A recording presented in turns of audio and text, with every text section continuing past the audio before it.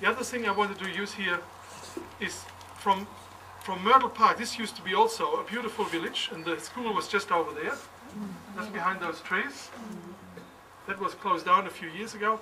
They're still holding their wood chopping carnival and also the horse riding events. My daughter was here many times horse riding. And the wood chopping blocks are just over there. So this is, but still, less and less people will actually live here because of the impact on the landscape. And for those that haven't travelled into this area lately from Launceston, you will be surprised what you're going to see when you drive back to Launceston, like we will. They have converted in the last 12 months most of the farmland from maybe a kilometre from here. It starts and goes all the way nearly to Launceston. So New Namara is surrounded by Nitins plantations now. All the beautiful river valley floor where you could do agriculture, grazing land, that's where it's all great southern plantations. They've bought up, and I don't know who else, areas that they had just been. I remember 20 years ago when I came in late '87, I was travelling up to Scottsdale with my then colleague. I couldn't believe where they had just knocked down these forests and turned into pasture.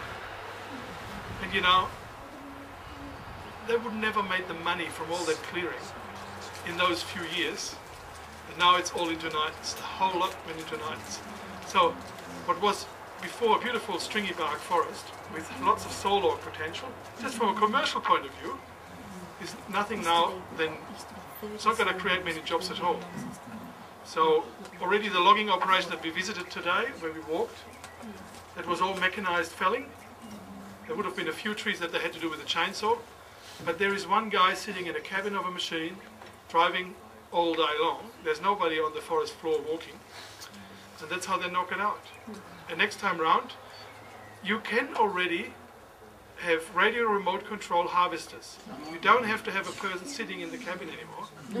You can sit on the landing and watch, or you can do it by camera if you expose a camera. Technically, it's all possible and it will be done. So it's not about creating meaningful jobs, it's about making a quit very quickly. Frank, is it possible that they'll move towards more remote control stuff in the interest of work safety? Yes, that's right. In the interest of work safety is that sort of clear felling. That's exactly the argument. The union, Forest Industry Association, National Association of Forest Industry, they're all under one umbrella, and they get support by certain people within Workplace Standards Tasmania, WorkCover. They have virtually joined together, and the same people give the same expert opinion that you have to do it this way, otherwise you couldn't work. You can see what happened in the Beaconsfield gold mine.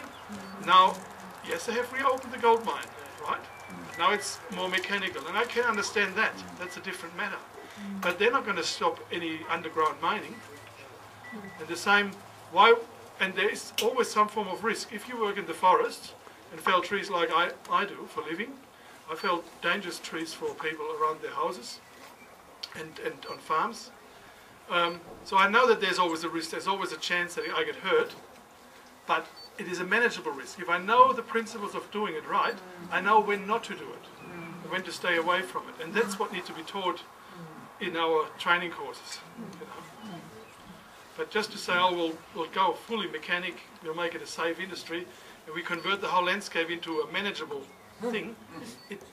We talked about the hydrology, we talked about the climate issues.